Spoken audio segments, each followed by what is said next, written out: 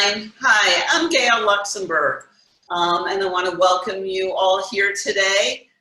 We are in a most unusual time with the pandemic, working from home, dealing with all the emotional upheaval that goes with not getting a break from our families and loved ones, having the lines between work and personal life disappear, and the fears of getting sick and getting others sick. It's quite unusual. And at the same time, outside our windows, down the streets, in our neighborhoods, and in our families, there is an awareness of how our own internal biases have impacted others.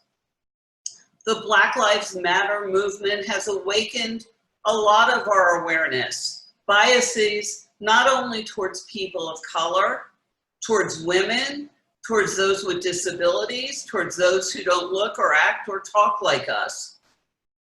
So it really is an unusual time, and it's a time that I think has led many of us to reflect on what we're doing in our lives. There's a lot of questioning around what makes up our personal life, what makes up our work life, how does it fit into this new world?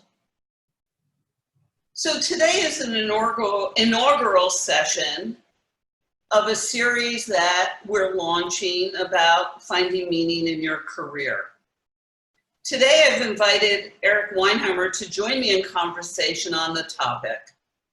Eric and I are two Booth alum who have been honored to work for and proud to have managed high-performing nonprofits.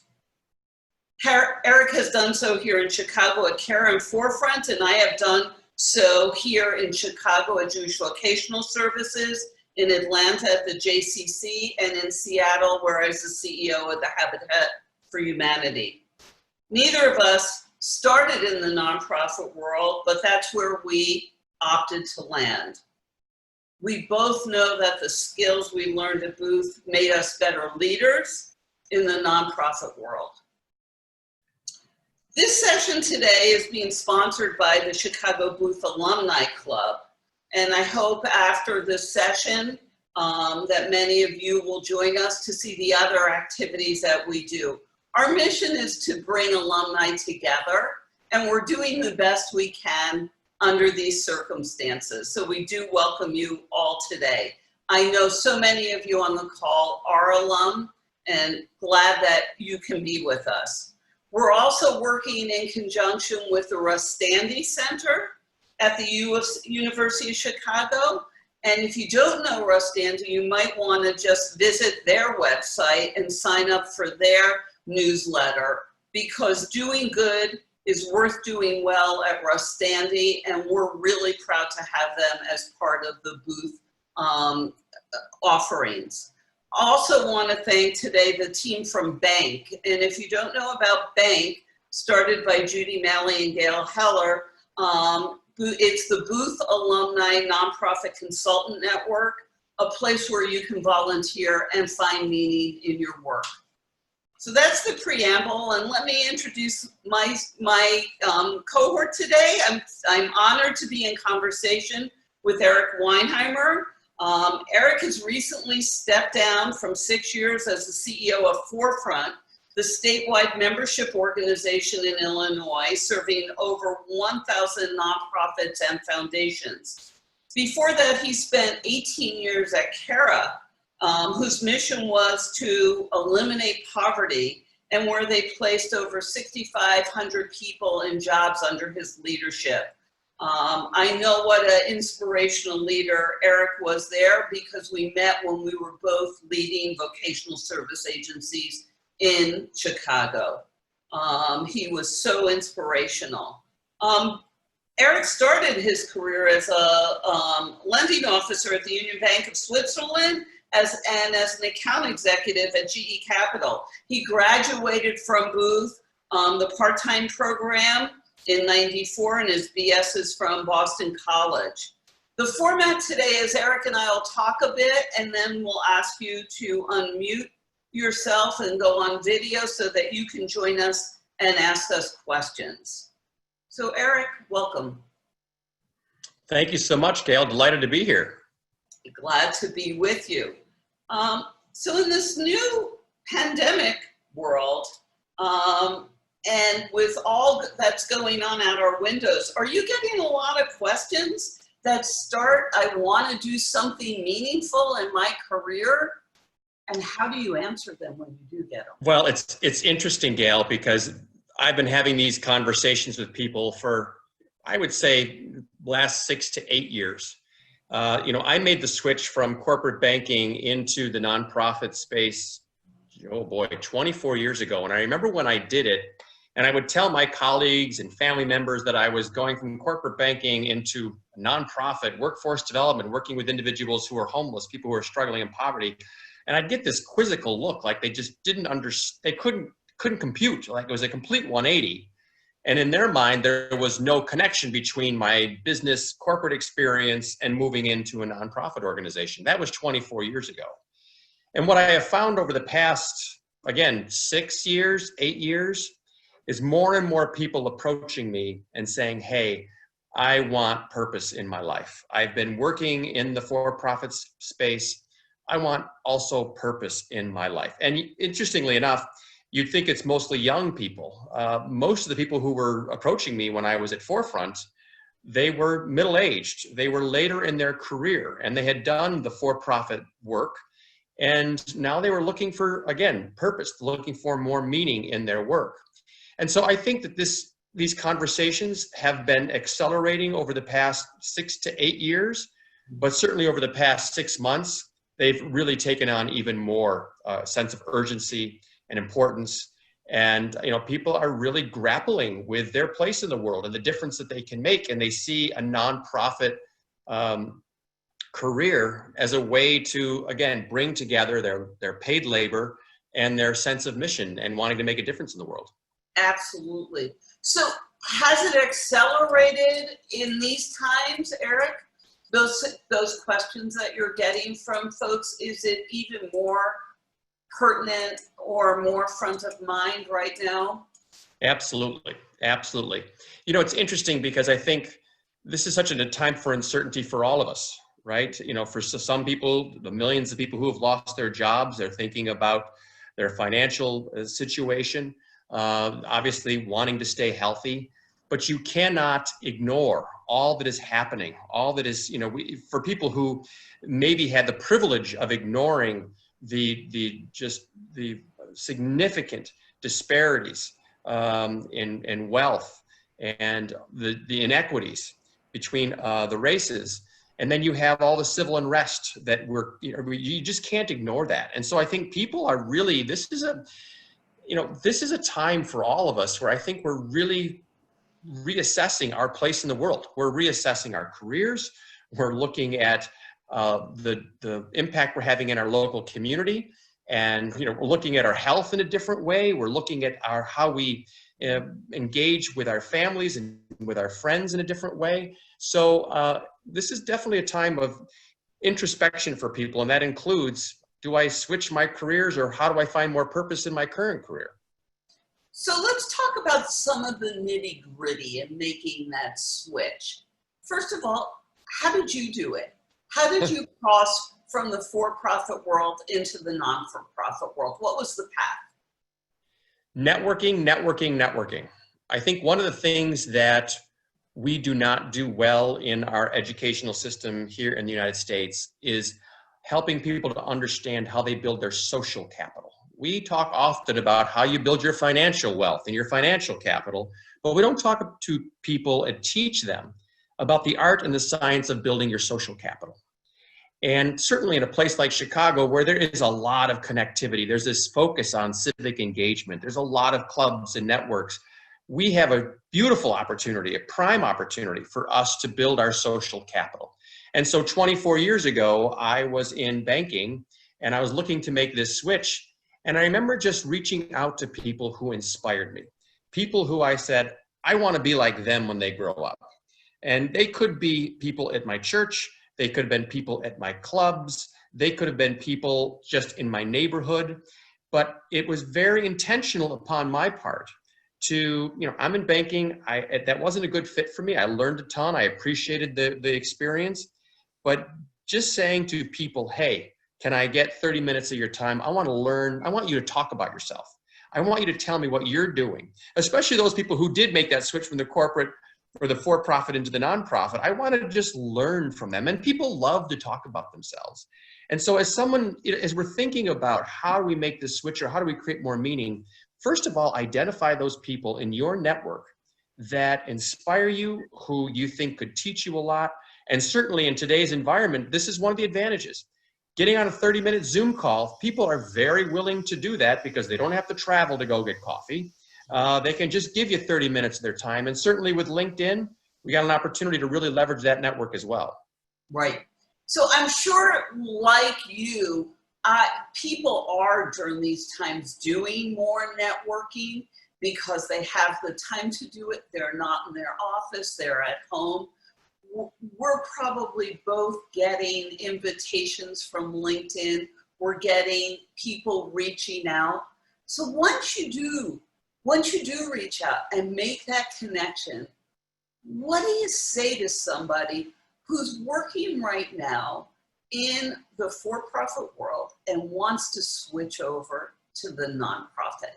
And I'm going to talk a little bit later about those lines being more fluid, but let's assume right now that there is a for-profit world and a non-for-profit world. What's the first advice you give them about how to go about getting inside the nonprofit world?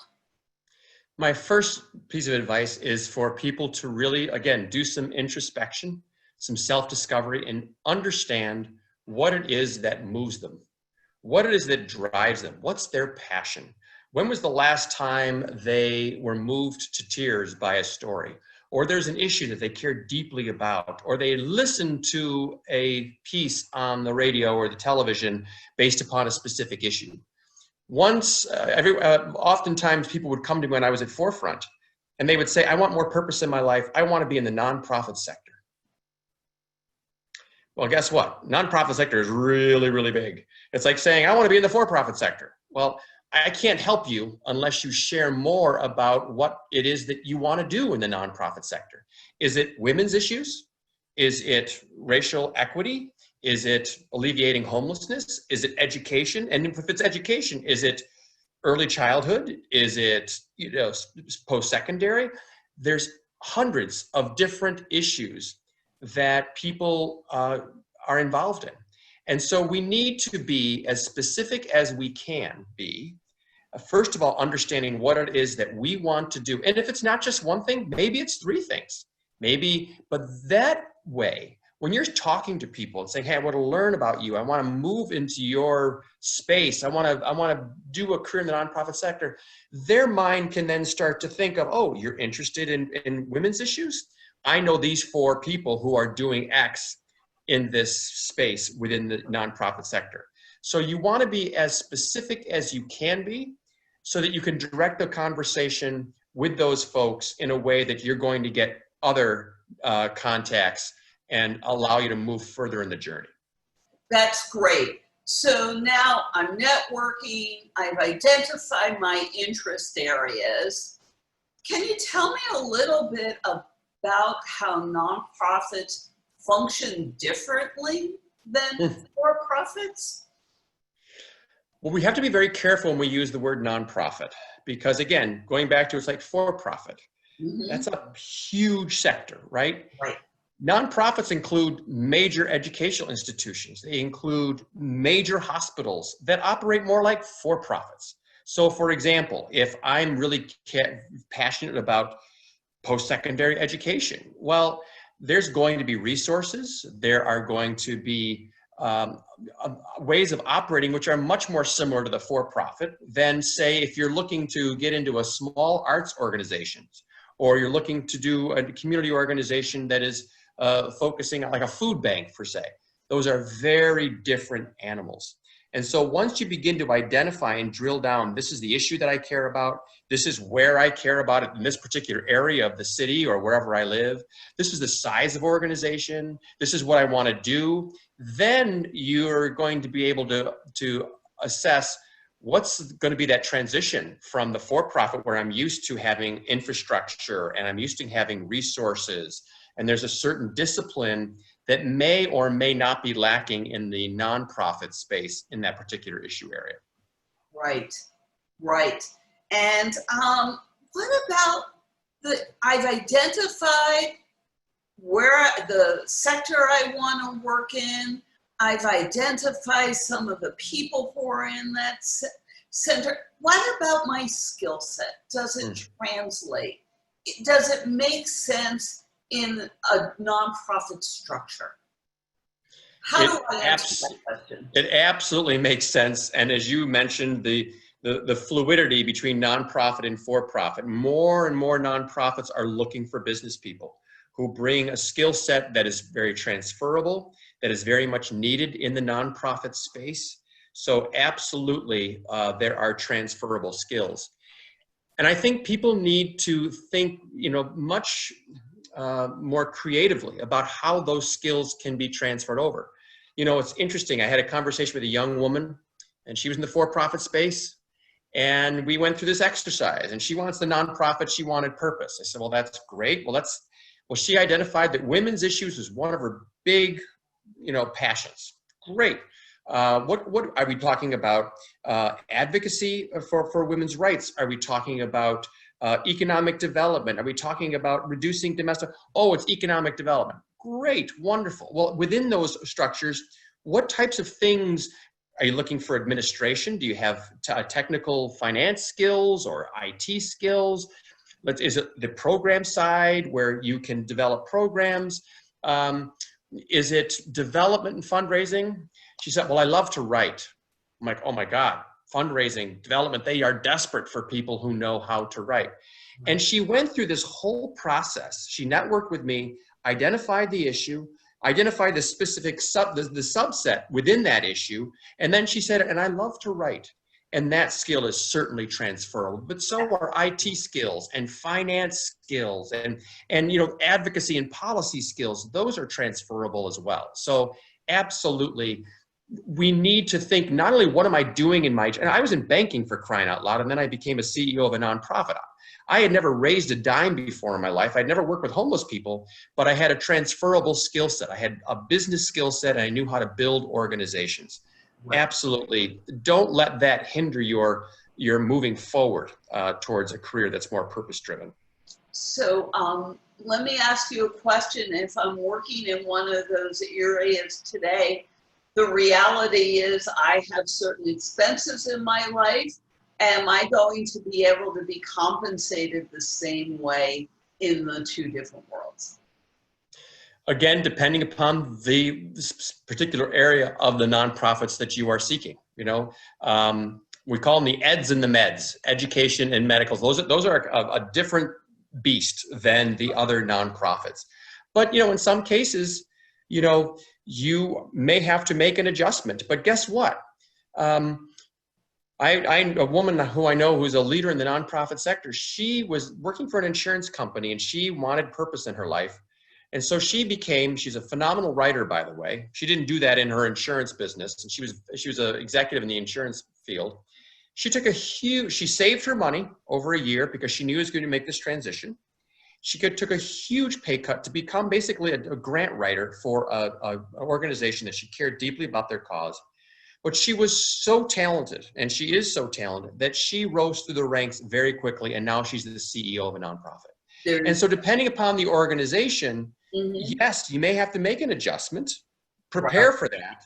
But then if you're really good, there are going to be plenty of opportunities for you to rise to higher levels of responsibility and compensation. Absolutely. So now in my present career, I'm doing recruitment for nonprofits and associations for their C-suite level jobs. And I'm looking oftentimes for people who have some nonprofit or association background, because I know decision-making is different when there's a board involved in the process. And sometimes the work in nonprofits go slow until you build up that consensus and get everybody on board, and then you can move fast. But knowing that and knowing how to do that is a skill in of itself. If I don't have that skill set, how do I acquire that skill set and the sensitivity to working with boards and working with stakeholders who don't report directly to me? Boy, Gail, that's a wonderful question. And I'm really glad you brought that up, because that in many cases, not in all, but in many cases, that is an adjustment, right? There is a level of speed. There's a speed within businesses that in some cases are lacking in the nonprofits space, because again, you do need to build a lot more consensus. If that's the case, then you need to bring a level of humility to this work. And I would suggest that you need to bring a level of humility to anything you do. But certainly if you're moving into the nonprofit space, it's all about the service of others. It's all about a cause that's bigger than yourself. And so this idea of bringing humility and understanding that you have to listen, to really do an inventory at the end of each day of your work. Did I listen more than I talked? Because there's some of us who love to talk. And the question is, how much in this past hour have I listened and how much have I talked? And who have I engaged in this work? Who have I talked to? Whose opinions? One of my mentors told me once early on in my nonprofit career, you need to get other people's handprints on this initiative. You need to get other people's you need to get their buy-in, and to be really thoughtful. Who are those key stakeholders beyond just the traditional suspects? The board members, but what about the frontline staff that are certainly affected by this work and by these decisions? What do they have to say? So I think that's an excellent point that you bring up, and I do think that that's something, if you're going to make a career switch in the nonprofit, or quite frankly, even be on a board, you have to understand that it doesn't move at the speed that you might be used to in the for-profit world. Thanks, Eric. One more question before we open the floor up. So the division between the nonprofit world and the for-profit world that we've been talking about is really sort of an artifice that's going away. Those worlds are becoming more porous. And for example, we have social enterprises now who might have a similar mission to a nonprofit, but they're not chartered as a 501c3. They have a different legal standing. Your donations to them might not be tax deductible, but they still have a similar charter. I think also a lot of companies have become aware of their social responsibility. And the whole idea of doing well and having work be meaningful permeates our work life no matter what world we work in. So if we're going to stay in the world we're in today and not segue into the traditional nonprofit world, any hints on making work more meaningful in place? I was talking to a young woman a while back, and she works for a large corporation, and she does doing very good work, and she's got a very promising career. Cares deeply about racial equity. This is a young white woman and cares deeply about racial equity. Her firm happens to be almost all white, and she cares about helping this firm to move into this path of greater awareness and understanding of the racial inequities. And so what she did is she came to her boss and she said, hey, this is a mission or thing that I care about, that I think our firm can really benefit from beginning this work and building this understanding and training for our staff, that hopefully the goal is to be more diverse as a staff racially, to maybe engage different supply chains that are more diverse, to look at our board being more diverse. And she really got people excited about her vision of what this firm could look like, could act like in the future. And so what did they do? She engaged her boss. They engaged a few other people. They went to the CEO. Then they went to the personnel person. And now there is a committee comprised of executives, CEO and the chief personnel officer, a few others, and her. And she's a manager. She's not what you'd call, she's not in the top levels of executives.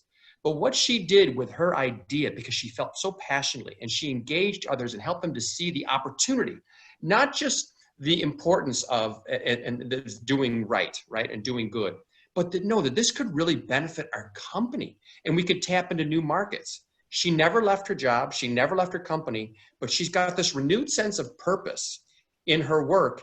And quite frankly, it's really helping her career.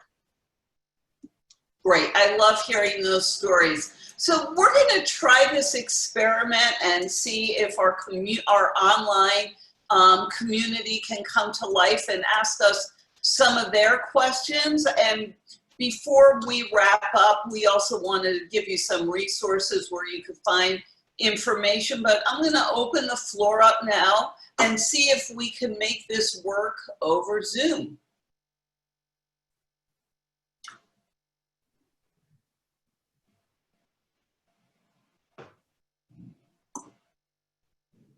You can ask your question live. You don't have to go to the chat. So if anyone wants to do that, let's just step in and see if it works. Hi, Eric. Hello. Yeah, this is Miranda from Hong Kong. And thanks, Gail, for organizing the session. I'm so happy to meet you here because I was attending elective and designing the Good Life sessions. And actually, Nick did mention about your story in our class. Well, so really happy to meet you face to face. And indeed, in Hong Kong, I am actually working in one of the largest youth work organizations. So, and with no doubt, I have purpose each and every day. Okay, but just to get back to what you have mentioned just now, it's we can actually do something with purpose in the business company, right? What's your advice on career? Say, I'm not going to work in an official charity or NGO anymore, but rather with such background, I want to move into a business firm.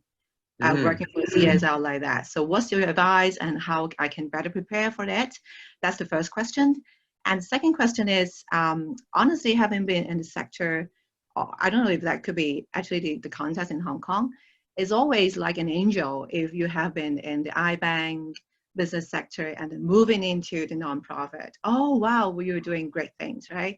But if you have been in the charity sector, sometimes people, they recognize that you are doing meaningful things, but somehow they see you are just, asking people for money. Yeah, you are just doing that kind of things, but with no strategies. And that's why I'm here for MBA, okay? So how could you suggest people in, whether it's anything, anyway, it's something for social impact.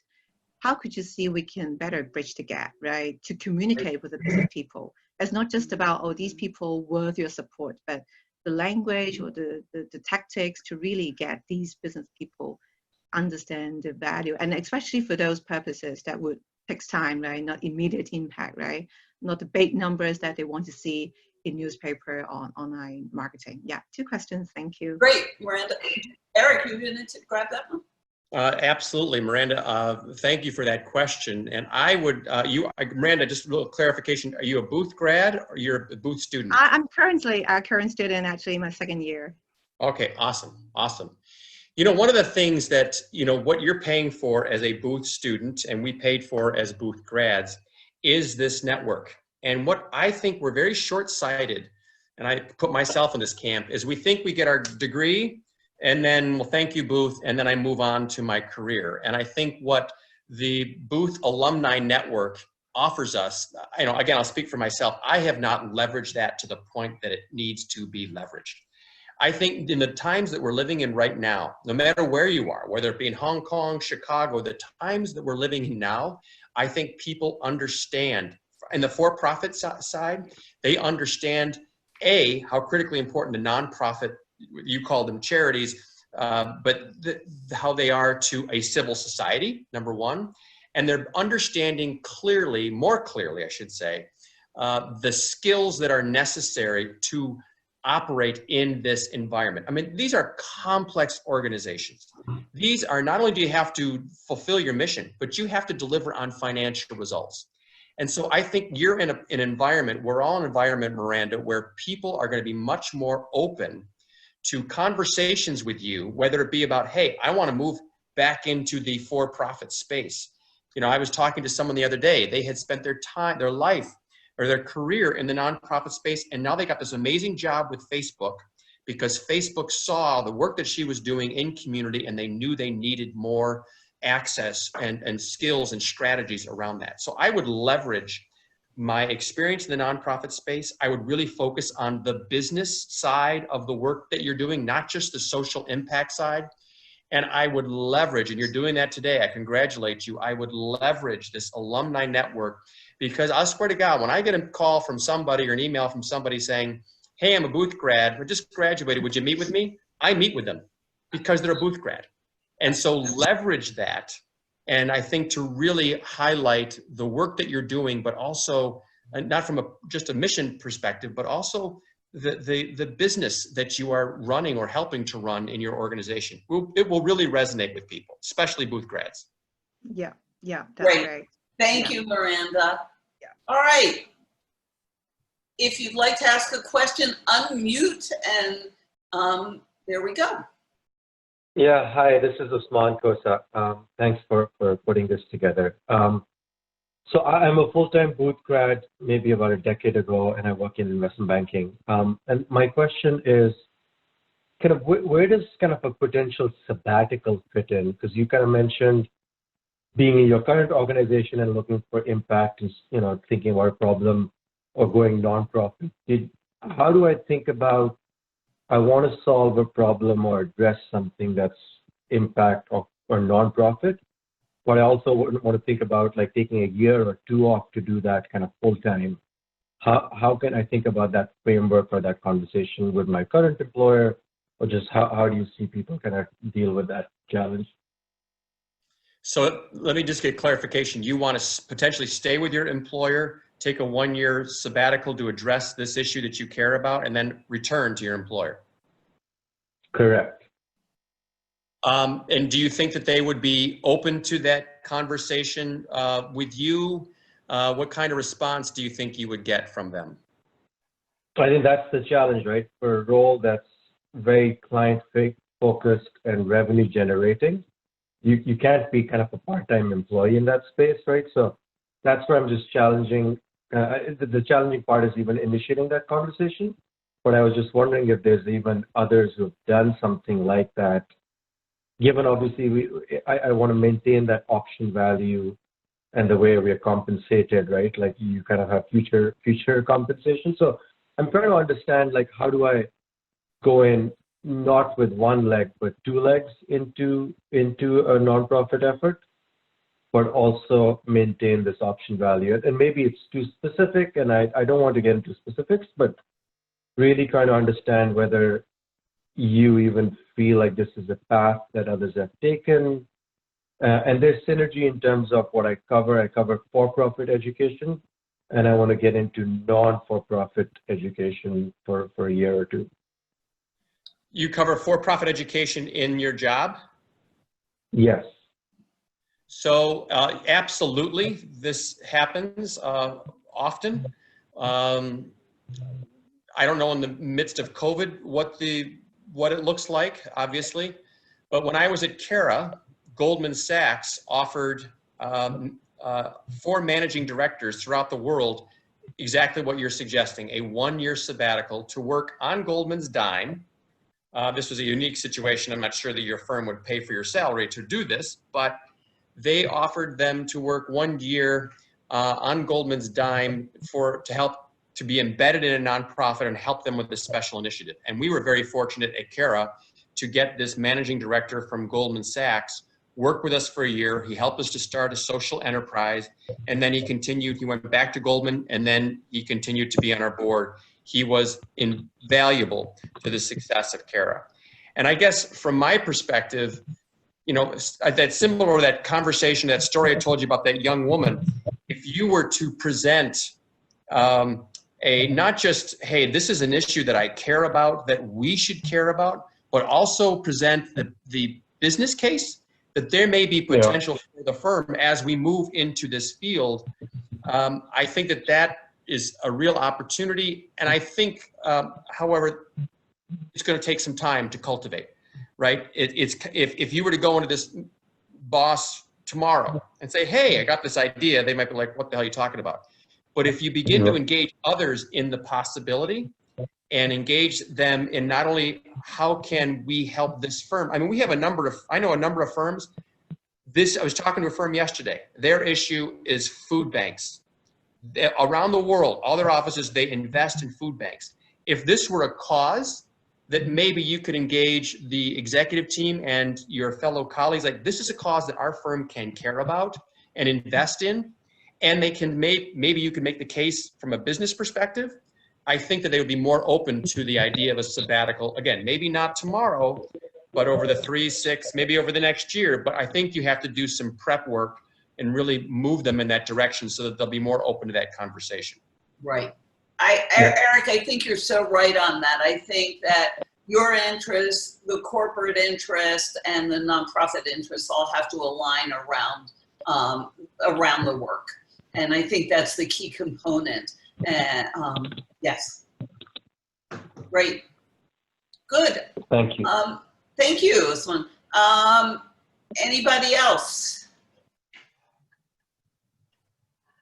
We just have to unmute yourself and turn your video on and we can see you.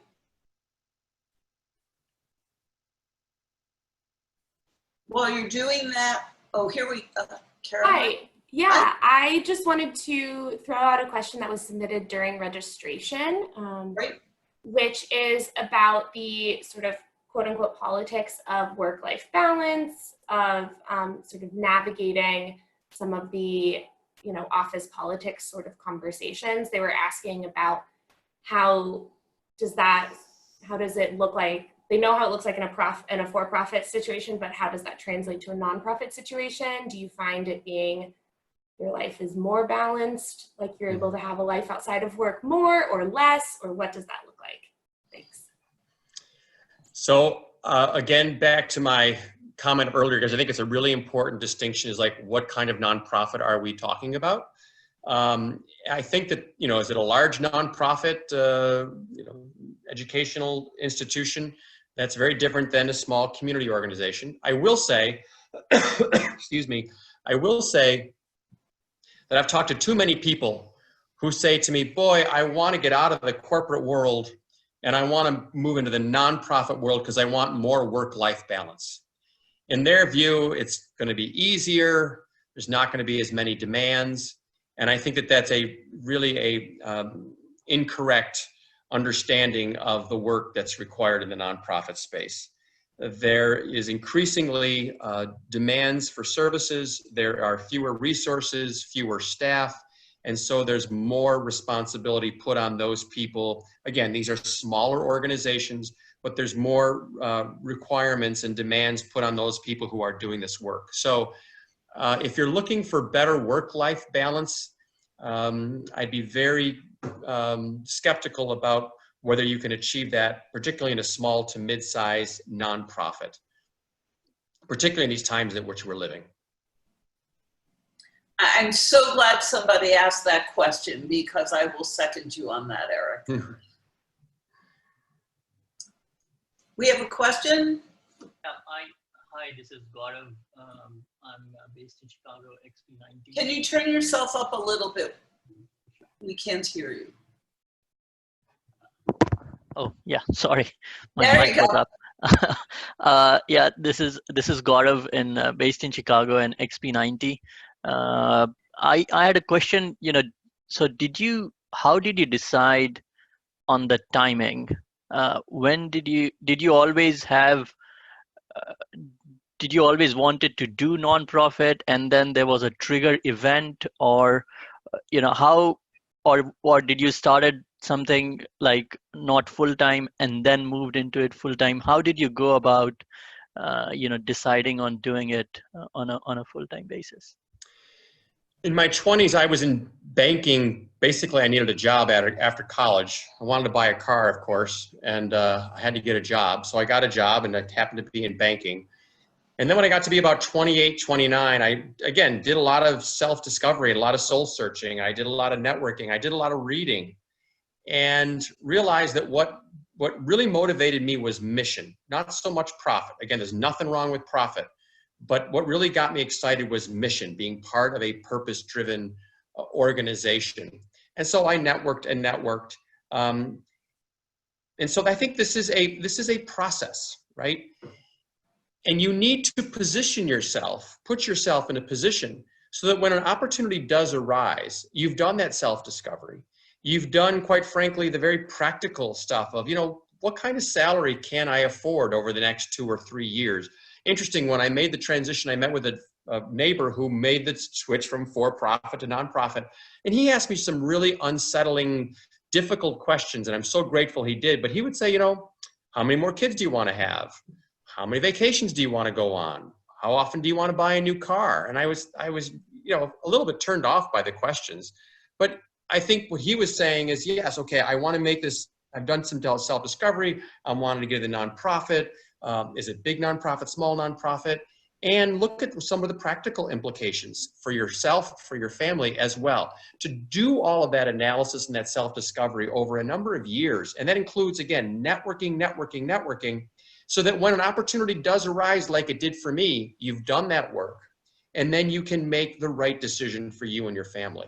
So again, it's not something that happens overnight. It's conversations and an intentional preparation so that when that opportunity arises, you're able to hopefully make the decision that's right for you. Great.